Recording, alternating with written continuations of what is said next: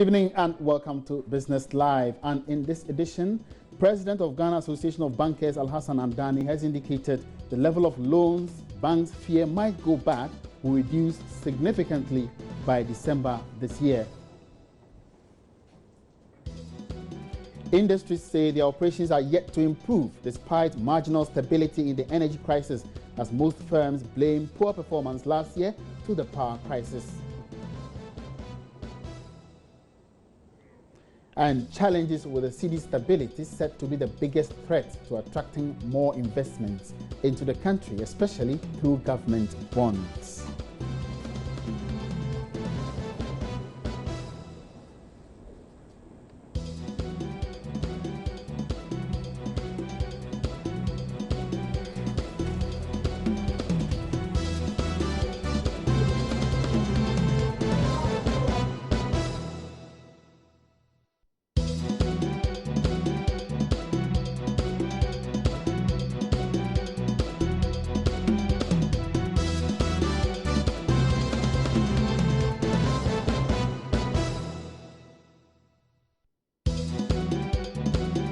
Thank you very much for joining us on Business Live. Those were the headlines, of course, plus other stories coming up on tonight's program. My name is Emmanuel Abuaji. We are taking a short break. We'll be right back in a jiffy.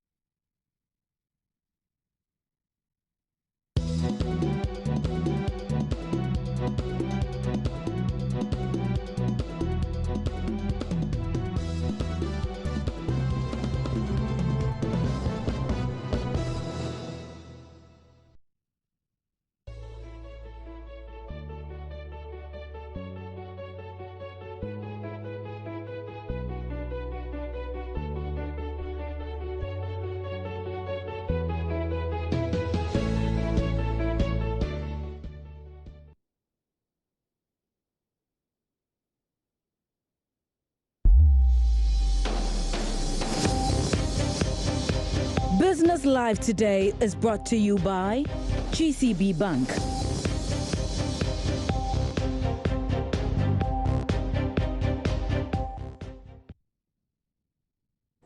Thank you very much for staying. Now, President of the Ghana Association of Bankers, Alhassan Andani, has indicated that loans that banks fear might go bad will reduce significantly by December this year. His assurance follows rising non-performing loans in the third quarter financials of some listed banks.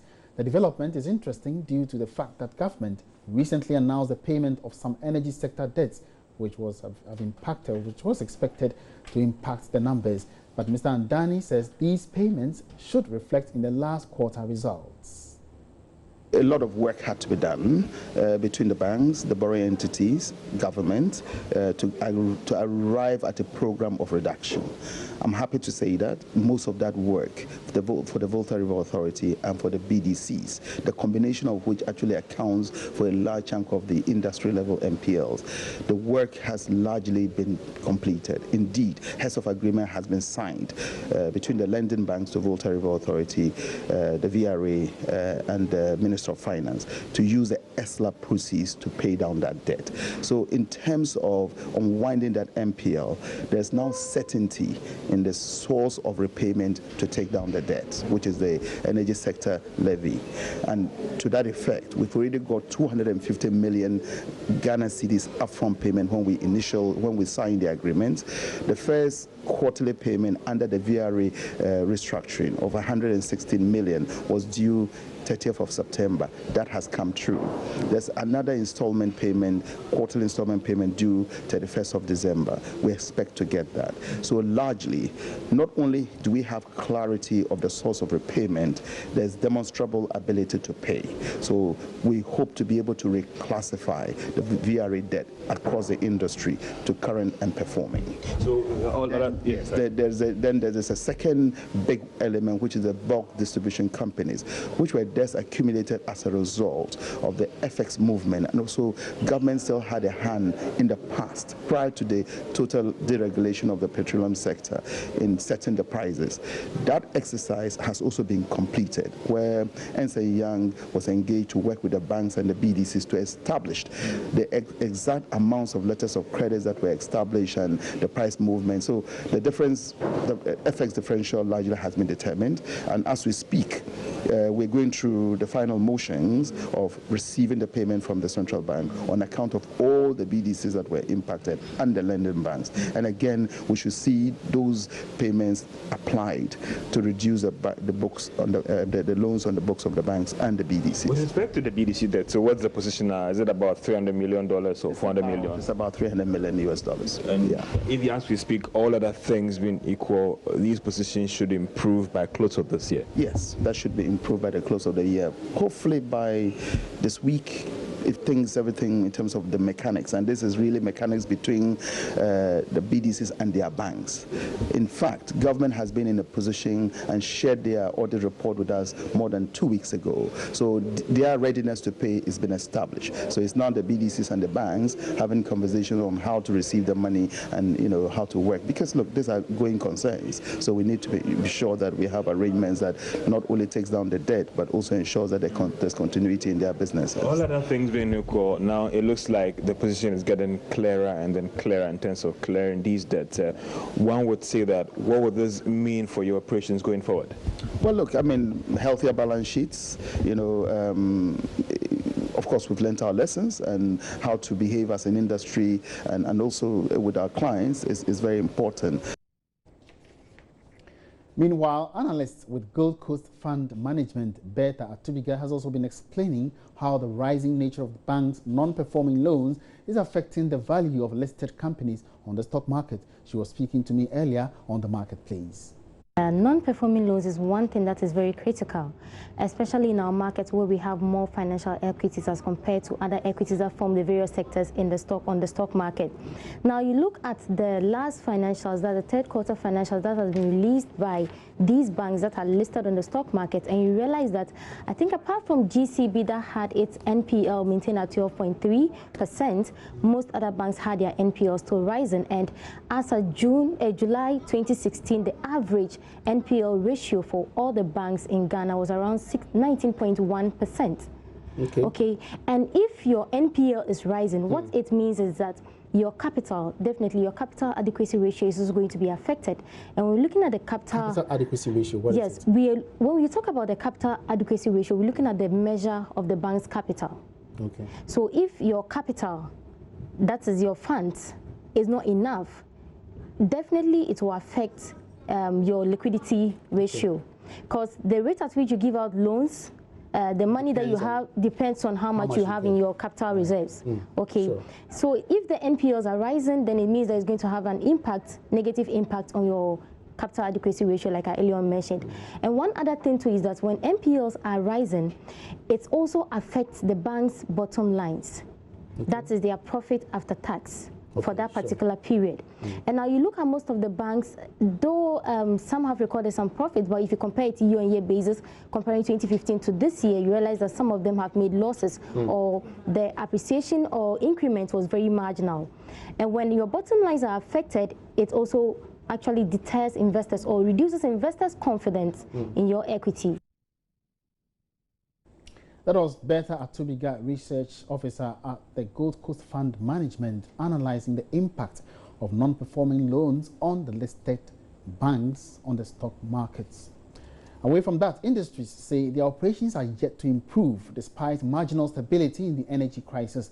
Most firms blamed their poor performance last year to the power crisis. However, a lot of analysts were expecting things to improve slightly following the current stability with power supply. But Vice President of the Association of Ghana Industries, Humphrey Dake, says they are still struggling because current environment has not improved. During the 2012, 13, 14 difficulties, that is the exchange rate difficulty that came through the Bank of Ghana directive, then we went into doomsaw, that is power crisis. Then we had a difficulty in there were major landmark issues that were the constraint to growth. So beyond that, in 2016, though we have some reasonable stability of power, now the element is cost of power. Cost of power is extremely expensive, and therefore it's rendering most industries non-competitive. And within the 3-4 year period of difficulty, most industries contrasted, and definitely it's going to take them time to re-engineer their system and grow and capture their markets as they lost in the previous issues. So this is our processes, and therefore it needs time to recover. This is Business Live. We're taking a breather here. We'll be back.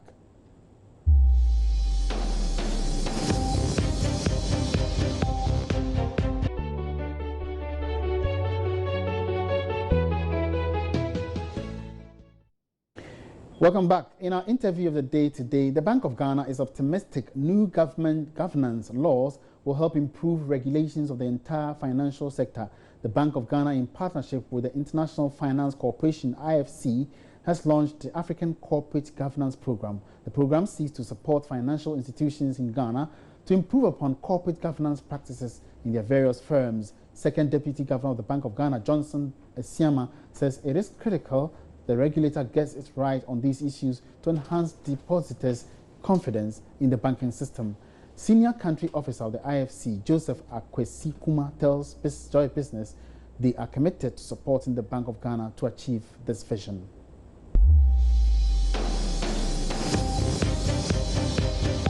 Interview of the day is brought to you by EcoBank, the Pan-African Bank. I want private sector businesses to be competitive, to be profitable. Evidence has shown that companies with good corporate governance practices do better.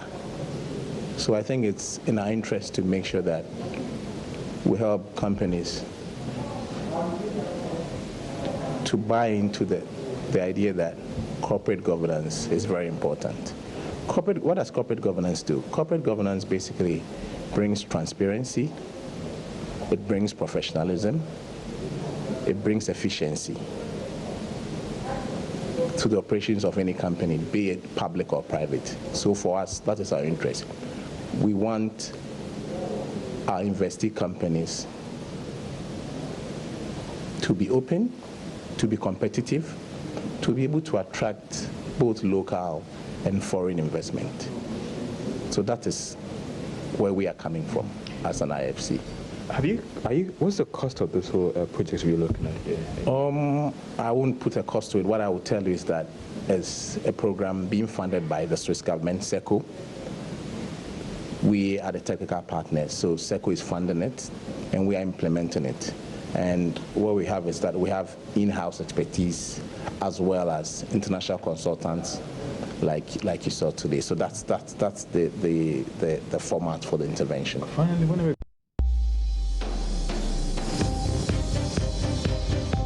Interview of the day.